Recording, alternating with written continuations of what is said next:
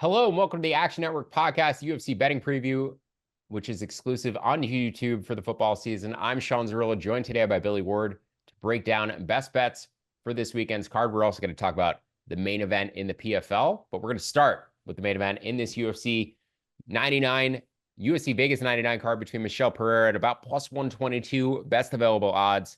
Anthony Fluffy Hernandez, minus 134. The under 2.5 in this fight juiced to minus 143. I think Billy and I see it pretty much the same way from an analysis standpoint, different approaches in terms of the bets. I considered taking some pre-fight on Pereira, which is the direction Billy's going. I am probably just going to take Fluffy at minus 135 pre-fight small and then look for a live bet after round one. I think Pereira certainly has strength, power, physicality advantages here. Also don't think Hernandez is a particularly tremendous athlete other than his cardio and his tenacity. But I do think early on, Pereira likelier to win the minutes, likelier of the two to win round one. And there are books out there that let you bet the round one winner in hindsight. Even if Pereira, for instance, gets finished in round two, they will go back and grade those round one prop bets based off of how the judges actually scored round one. So I think a Pereira prop bet in round one, even up to like 70% implied, like minus 200, minus 230, would be an interesting bet because I do expect him to win round one the vast majority of the time, and I expect to get a better live price on Hernandez after round one. I didn't see any point in laying minus 110 on Fluffy's point spread, though, at minus 5.5, when you could just bet his money line at minus 135. The 25-cent adjustment did not seem worth it to me there. If you can get good plus money on iterations with Fluffy in the over, maybe even Fluffy with the over 2.5 rounds, I would consider that because I think anything late, any iterations late favor him. Any earlier iterations, round two, round one, likely favor Pereira. And in fact, I think I'd rather bet Pereira in round one or round two, same game parlays with Pereira in the under, or Pereira's early finish props, as opposed to betting his money line. And then I would look for Pereira live after round one. If you haven't seen Fluffy fight before, he kind of like tries to keep that Marab-like pace. He doesn't seem to have the physicality, the strength to implement that directly against any opponent. He's probably going to need Pereira to tire out a little bit in order to get that grappling going, but Pereira, big dude, and does tend to tire out when he's forced to grapple or at the 7-minute mark, regardless. Billy, you are going to take Pereira though pre-fight. You're going to look for a live hedge on Hernandez. Just curious why you didn't target his finish props, why you're just taking the money line instead. Well, two reasons. One, this was a big pick in my luck ratings, which I make those bets before we have those prop markets available, which is a big reason to it. The other thing, though, and I think this is important, is we don't know that Michel Pereira will run out of gas at 185. He was a massive 170. I still don't know how he ever made it, and he didn't always make it, which is why he's a middleweight now. His 3 middleweight fights have only gone, I think the longest was 1 minute and 6 seconds. So, like, we have no sample size. That normally isn't a great sign for his cardio. I do think it'll be better at 185.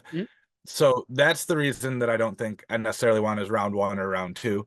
He could get a later finish. And then the other thing that put me on his pre-fight line, he has 94% takedown defense in the UFC. He's been taken down just once. Fluffy Hernandez has a ton of takedowns in his last few fights. Not really guys that are especially hard to take down. When he fought Rodolfo Vieira, we were all very impressed that he submitted Vieira, but Vieira did take Fluffy down 3 times. So he's not a great wrestler. He's a great grappler. He's a good wrestler. He's not one of those guys he's not Paul Craig who's going to have to pull guard and flop around, but he's not Marab either, to use the analogy you used before. But then again, I am still concerned enough about Pereira's cardio that if we see plus 200, plus 250 on Hernandez after round one or round two, come back in on a half a unit, kind of lock in a profit either way. That's my strategy here. I wouldn't begrudge anyone for just saying, hey, I'm sitting this one out pre-fight. If I get a big plus money on Fluffy, jump in on that when I can. If not, just enjoy what should be a really exciting fight. Pereira has kind of found that sweet spot between his flying acrobatics and solid actual technique, which should help his cardio too, because when your whole game plan is backflips, you only got so many of them. When you sprinkle in the occasional backflip, maybe you can keep that going a little bit longer. He could easily be undefeated in the UFC as well. Disqualified against Diego Sanchez. had a split decision, or it was a unanimous decision loss to Tristan Connolly, but a lot of people thought he won that fight. That was a highly debated decision in hindsight. And as you said, undefeated since moving up in weight class, hasn't had to show the cardio yet. Fluffy does have a 5-round LFA title win over Brendan Allen, so he has proven himself at least over 5 rounds. Yeah. Pereira yet to do so, was tiring out pretty consistently when he was fighting at welterweight. Gas tank should be a little bit better at middleweight. And yeah, to Billy's points, I think, he's a very dangerous finisher early on, but if the cardio is going to be a little bit better than it was at welterweight, that finishing upside lasts for 10 minutes or 12 minutes as opposed to 7 minutes, which makes him a much more dangerous fighter in this matchup. Also, he hits the body. He kicks the body. He punches the body. And the one time Fluffy got knocked out quick and bad was by Kevin Holland kneeing him to the body. So I don't think Fluffy, you look at him physically, not some shredded guy at middleweight. I don't want to say he's doughy, but he's not this ripped athlete that you see from a lot of these guys. I think he is vulnerable to getting hit to the body, kind of like the same way Daniel Cormier's his nickname's Fluffy for a reason. Yeah. And the same way Daniel Cormier looks soft to the body, and when people hit him to the body, he reacted like he was soft to the body. Fluffy just looks like he would be soft to the body, and when he gets hits there, he seems to get hurt a little bit quicker. Yeah, 100%. And then the other thing, and we're going to talk about this with the PFL fight, just the athleticism gap here, I think it's hard to quantify or put data to, but sometimes you've said it in the past, guys are just different. Michel Pereira is not the same breed or genre of human as some of these other guys. He is just different, the explosiveness, the strength, the power, and I think that has to be factored in. Yeah, absolutely. He's just built a little bit differently. He looks like a professional fighter, right? Where Fluffy, you may not necessarily pick him out of a crowd.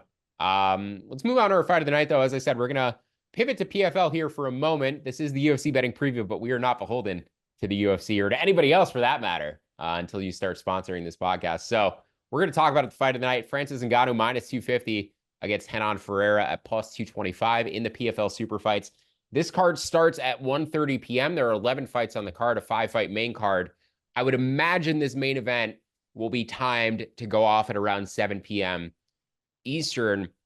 Now, Ngannou, the favorite in this matchup, but not the bigger guy. Renan Ferreira is humongous, 6'8", 85-inch reach. Ngannou 6'4" with an 83-inch reach.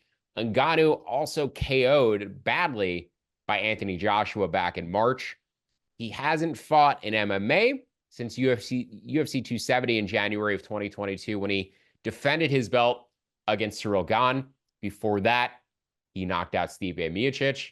But in terms of my bet for this fight, I'm going back to that fight against Stipe Miocic, going back to that fight against Ciryl Gane. I'm taking Francis's grappling upside coming off the knockout loss in boxing at 15-1. I believe he still trains at Extreme Couture under Nick Sick.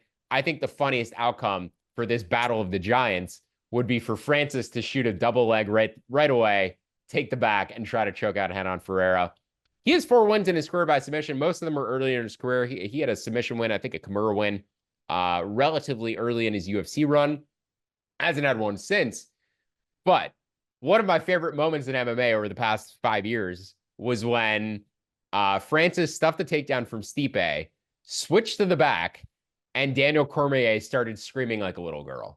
Because he was you could just tell in the moment, Cormier was like, holy shit, if this guy knows how to grapple and wrestle, it's over for everybody else. And the improvements that Francis made to his defensive grappling, to his offensive grappling, were so apparent that I think there's a chance he may just go for a takedown and try to submit Ferreira here. I think it's unlikely. I'm sure they're both, told by PFL, hey, stand and bang and give us a knockout. But I wouldn't be surprised if Francis just shoots a double leg and tries to end this fight on the ground because he does have the grappling upside, in my opinion. Billy, though, you're taking a shot on the underdog, Renan Ferreira. I assume it's partially connected to potential brain damage for Ngannou coming back 5 months after a bad knockout loss. I think, Renan certainly live if this stays standing. He's also the bigger guy. I don't know if he hits harder than Ngannou, who's one of the biggest punchers in combat sports history, but tell me why you like the underdog here. Yeah, I did a full preview on this, so check it out at actionnetwork.com. But speaking of guys who are just different, both of these guys, really, you're right. I don't think he hits harder. I think he hits hard enough. He can certainly knock out Francis Ngannou or any other human walking this earth right now. If you look at Ngannou's striking, he kind of has to lunge in and jump forward. And for most of his career, he's been willing to take a punch to give one. I don't know that he can still take one. He's 38, very bad knockout loss. Took a lot of damage against Tyson Fury. He looked good. He put Fury down in the first round, but didn't go unscathed for the 11 rounds that followed that. And then the bad knockout, which was a couple knockdowns against Anthony Joshua, was not great. If there is some kind of directive or if there's some kind of, motivation to keep this one standing and slugging, Ferreira at plus 200 or better really seems like a pretty obvious choice. It's probably close to 50-50 if they're just going to stand there and trade. Ngannou is the better technical striker. His hands have improved since practicing boxing, but he's got a huge reach gap to overcome, and he's a little bit older, probably a little bit slower at this point. Maybe not slower than Ferreira, but slower than he was. I kind of see it similar to how you're talking about, though, where the easiest path to a victory for Ngannou is just like he did against Cyril Gane.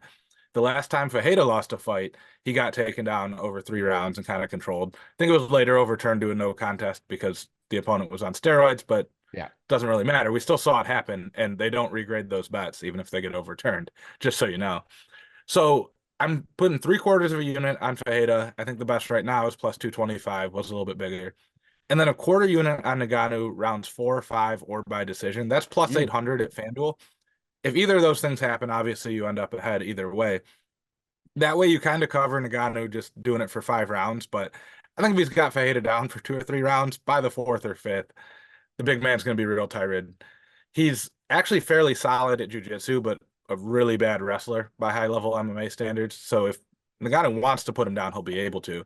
I don't think he's just going to blow through him on the ground right away, but after multiple attempts, a late finish would make sense, or also, 5 rounds of just holding him down. People would be very upset about that, but if your goal is to win the fight and not entertain, and you're Francis Ngannou, that's what you should do.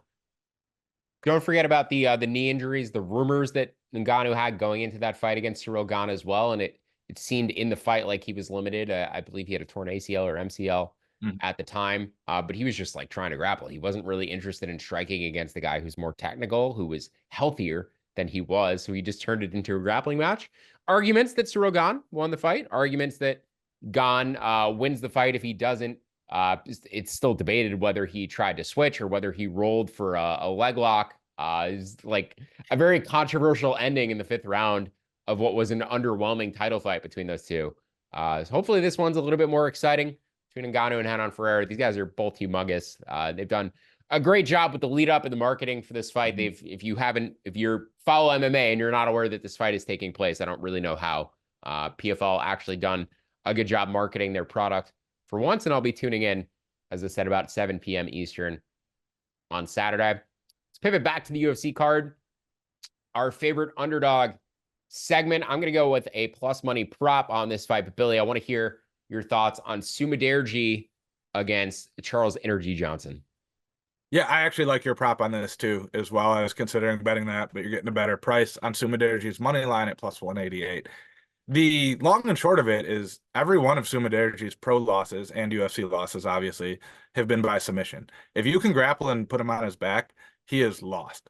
Charles Johnson, not really a grappler. He's got a couple takedowns. If you look at those fights, those were fights where the opponent initiated the grappling, and then Charles was like, yeah, okay, if we're doing that, I guess I'll get a takedown. He has never once led the dance in terms of grappling. So that means we got a stand-up striking fight. Johnson, very technical. He knocked out Josh Van, which I was surprised to see. Yeah. Not a guy I think of as having big power. Sumudaerji, a little bit bigger and stronger, hits a little bit harder. And it's one of those kind of like the PFL fight where if it's on the feet, I think it's a coin flip at worst for the underdog. And we think it's probably going to stay on the feet. So yeah, I like Sumudaerji there. I like his striking. I'm also a little bit worried. This is the 4th fight since February for Charles Johnson. We see how that diminishes, guys. We saw with Pereira. He won the fight against Khalil Roundtree, but it came out after he had every injury under the sun, didn't look as sharp as he normally did, didn't have his fastball, so to speak. If that happened with Charles Johnson here, the gap between him and Sumudaerji is not wide enough to overcome those things because Johnson is all pace and pressure and, keeping active. You can't do that if you've got a broken toe or bad knee or whatever else. So just enough factors there, like the Sumudaerji side. I know you were on the under or the ends inside the distance. Love that as well, but want to hear what you think about it. Yeah, Johnson has been knocked down, so there's some potential knockdown into knockout regression there. Sue is a white belt on the ground. And if Johnson does decide to proactively grapple, I do think he can submit him if he actually tries to wrestle. But Sue also has knee issues as well. Came out against Tim Elliott wearing knee sleeves on both legs. Had issues in the Matt Schnell fight as well. I'm not sure physically where this guy is. Cutting to 125, he's a big dude. And I like him, if this is a striking fight, if this was a Muay Thai fight, whatever, I would pick Subedergi, especially at these odds. I think he's more tactical. He's got a 2-inch reach advantage. Love his nickname, Tibetan Eagle, one of the best in the sport. But his length, his technique, like he's really fun to watch. But I think if Johnson wants to grapple and submit him, he probably does. So I like Sue by KO at plus 800. If you're betting the Sue side, I think that's worth a sprinkle or worth inclusion in round robin plays. But Johnson by sub at plus 390 is the likelier of the two to hit, obviously based on the odds, but also in terms of how I handicap the fight. But I see finishing upside for both guys. So the ends inside the distance at plus 150, I think is worth a player. The under 2.5 as well at a little bit better than that, because I don't necessarily think a finish here is related to cardio. Right. Johnson has the better cardio, but I don't think Sue has bad cardio. I just think he has bad grappling. Now, if he is forced to grapple for 10 minutes, first 10 minutes of the fight, maybe that tires him out more and Johnson finds a late finish, but ends inside the distance, plus 150, best way to cover most of the equity of how I see this fight playing out. And I'd probably lean Johnson live after round one. What do you think about a live bet here? Yeah, that makes total sense too. I kind of have to see if anyone reminds Charles Johnson that he's allowed to grapple before I make that. Right. Like if we hear Joaquin Rodriguez in the corner yelling at him, like, all right, let's go for a takedown now. This might be one where it's actually worth firing up that fight pass and seeing what the corners are saying. Because if his coaches are like, yeah, stick him with the jab and move, and you go, no, I don't really want a part of that. If they're like, okay, striking didn't work, let's take him down, and you get a big price. That I think would be very interesting. Shout out to Murcielago MMA out of Lansing, Michigan, where Charles Johnson trains. I fought like 5 of their dudes as an amateur way back when, so good people up there. Yeah, he has a little bit of a Bobby Green in him too, where he like seems to want to put it on show, right? He's not as interested in going for the quick finish, but you got the performance bonus against Van. This is a fight that's set up for him to get a submission. Like it is. If he wants his first UFC submission, this is the matchup that is ideal for him to do that. But I think there's a chance he just strikes it out for a round first and feels it out, and then maybe pursues the grappling upside in the second round, or at the end of the first round, he shoots a takedown, maybe he gets it. So yeah, keep an eye on the flow of this fight. But I think Johnson live after round one could be a decent entry point. I like the under. Billy likes Subedergi pre-fight at plus 188. Should be a good one though. Let's move on to our top props for this card. We've got some pretty funny ones here. Billy, I'm gonna let you kick things off. The first fight of the night. Man, I bet on Waldo Cortez Acosta plus 200 last time. Against why am I blanking on the name? Against Rubelas Despain. Despain is minus 325 to minus 385 in this spot against Austin Lane, who's about plus 290. Austin Lane, former NFL player. All of Lane's losses have come in round one. Despain's wins have mostly come inside of the first 30 seconds of round one. So pretty evident the direction the UFC is trying to go with this fight. But Billy, you're taking the exact opposite approach and likely the exact opposite outcome that they would want in this matchup. Yeah, that would be an Austin Lane decision. Waldo Cortez Acosta showed us the way. It doesn't matter if you can grapple at all. If Subedergi is a white belt on the ground, I have no idea what that makes Rubelas, but it's something before white belt. It's no one gave him a belt yet. Whatever level I am, the not. Yeah, he hasn't even bought a gi. Yeah, I don't know, but yeah, grappling is horrible. He already lost to a former team sport athlete and baseball player Waldo Cortez Acosta. If he loses to former NFL player Austin Lane, which I think Lane can take him down, right? He played defense. You just got to tackle him.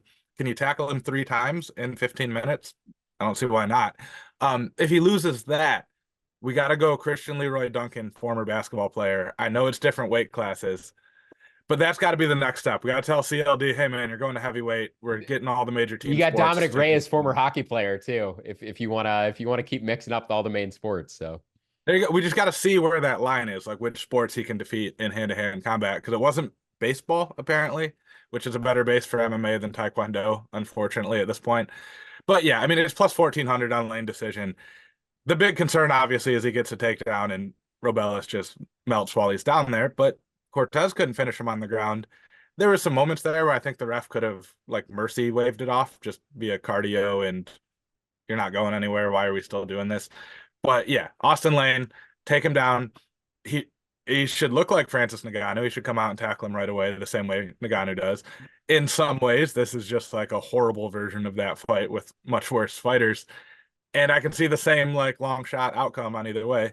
And fortunately, we only need him to go 15 minutes, not 25. So again, it's plus 1,400. Don't bet your mortgage on it, but I don't think it's that crazy.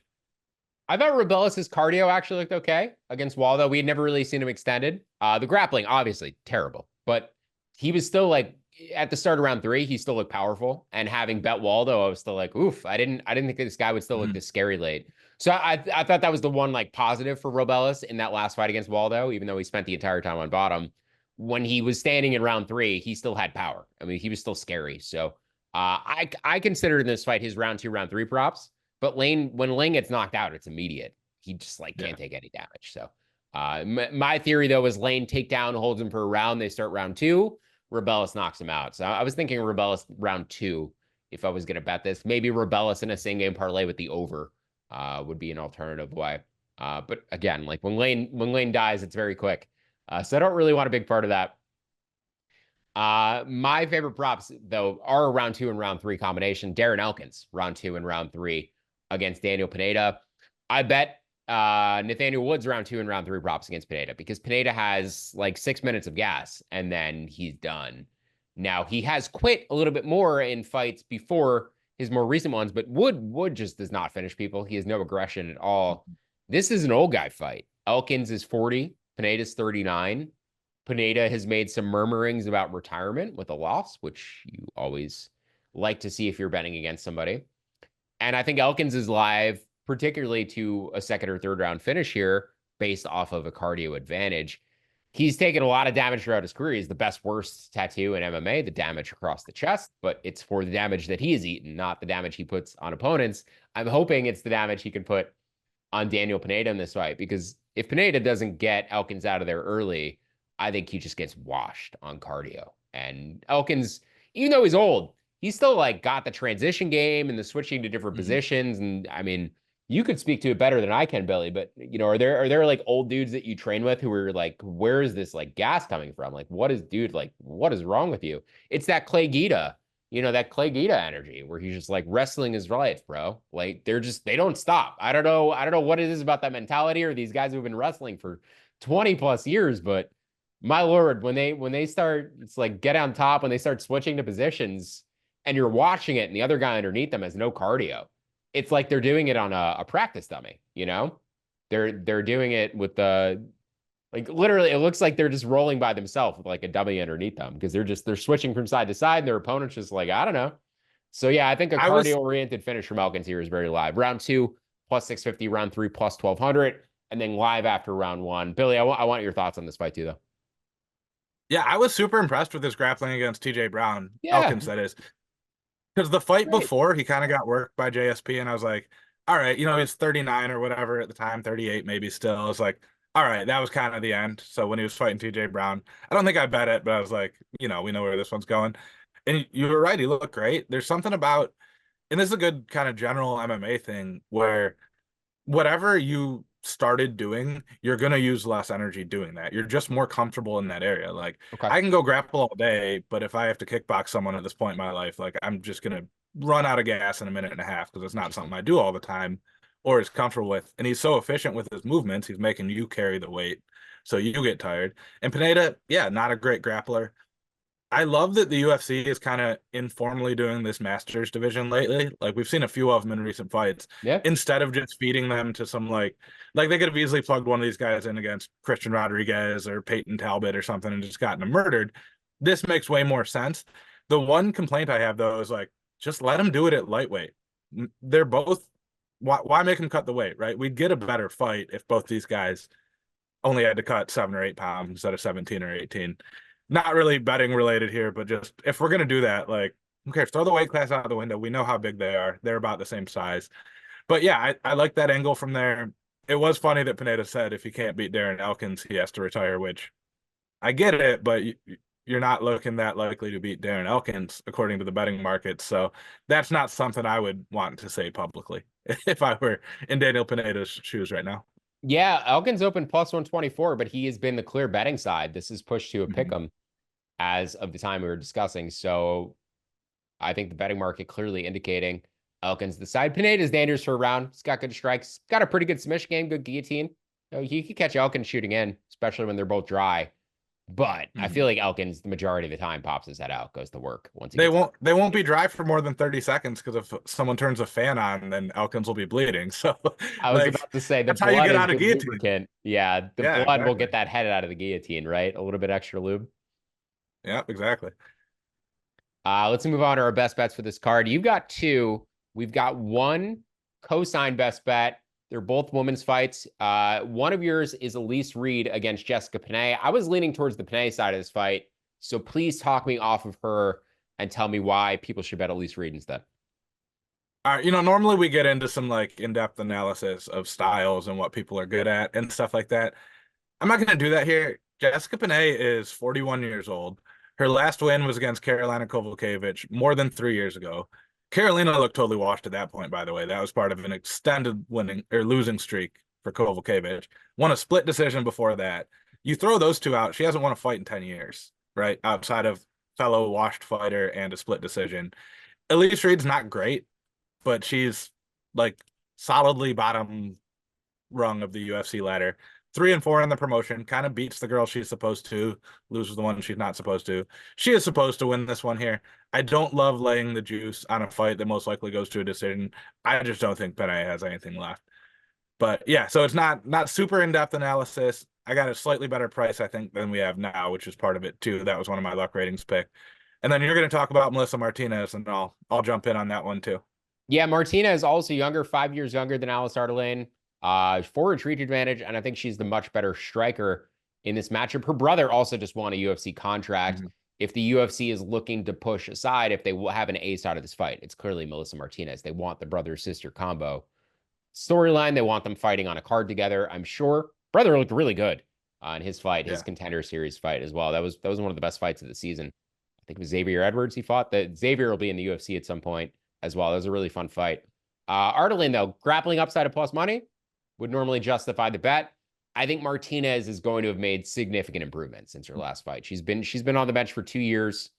And if she denies takedown, she wins this fight. She's a former kickboxer. She has the striking advantage. Clearly, I think it just comes down to her takedown defense and how much she's been able to prove it since we last saw her in the octagon against Elise Reed, who knocked her down in round 1. But after that knockdown, Martinez, I thought, won the fight from that point forward. So, yeah, I think she's getting a little bit overlooked here because of the grappling stuff, but where she's trained, working the past 2 years, I think she's probably leveled up her game, and she's on the right side of the age curve for this division relative to Ardelane. Any other points I didn't get to beyond the age and likely improvements we're going to see from Martinez? Yeah, the likely improvement is the biggest thing. The last time we saw both fighters, neither of them looked necessarily UFC levels. Like Ardelane went to a split decision in her short notice fight against Shauna Bannon in London, but that was a terrible fight. Like that shouldn't have been on most like LFA main cards, much less a UFC pay-per-view. It just happened. Martinez, looked good for moments in her fight. Overall didn't look great. But that was like 3 months ago for Ardelian and 2+ years ago for the much younger Martinez. So you have to assume that the younger person who's had 2 years to work on stuff, believe mostly training at the Mexico PI, but has gone to some big camps, spent some time at Top Team, I want to say, in there too. I think there should be enough improvements in that time frame to justify laying whatever the line is, not -125. I don't know. This is another one I did luck ratings on, but it's moved around a little bit. She's -130 as of this morning. It's been ticking her direction. But you had -120 in the doc. I think that's where you got it originally. Yeah. So, I mean, either way, regardless, I think she's a good bit better overall athlete too. Like if you watch her move, Ardelian kind of is like someone who learned some decent skills, but not, she wasn't picked first in gym class or anything. You know what I mean? Like she was not a high level athlete of any kind who then transitioned into MMA. She's just kind of like a TikTok / various social media person who's also doing some MMA to promote that. Yeah, I wish, this is the kind of stuff I wish we had Action Labs filters for, because I really feel like these women who come over from like Romania and Bulgaria and these like non-Russia Eastern European countries are not good, generally speaking. I feel like the American women are much better trained, or American, North American women, Mexican fighters. We have plenty of good female Mexican fighters. I feel like they get much better training and regional competition than these female fighters who come from Europe. The Russians, different story. I think Shevchenko is an outlier as well, just like relative to other women who come from that region. But yeah, I feel like by and large, your Diana Bobitas and fighters like this are not at the same level as the North American female fighters. It's just the women's MMA like age curve is just 10 years behind the men. Like it's relative to when the sports got popular and more athletes came into the sport and when the training increased. Women's MMA is like 5 to 10 years behind men's MMA. So I don't think maybe the European scene is quite as developed regionally, where for men they have Octagon, or all the big promotions. I think Octagon has a card this weekend. So there's just more opportunities, more fighters in general coming from the men's side than the women's side, especially from that region. So yeah, I think Martina is definitely underrated here, expecting significant improvements for her. And she is the better striker, even if you fought this fight 2 years ago. So I'd favor her on the feet regardless. But that'll do it for our UFC betting preview. And for today, specifically our PFL main event betting preview on the Action Network YouTube channel. You can find more of our MMA betting content from myself and Billy Ward on actionnetwork.com. I'll have my UFC main event preview. Billy will have the main event preview for PFL. Don't forget to download the free award-winning Action Network app. You can find picks from myself, from Billy Ward, and from all of our other Action Network experts. And if you haven't already, subscribe to Action Pro, access our projections, and receive quicker bet notifications from our Action experts. You can use promo code POD20. That's promo code POD20 for $20 off an annual sub.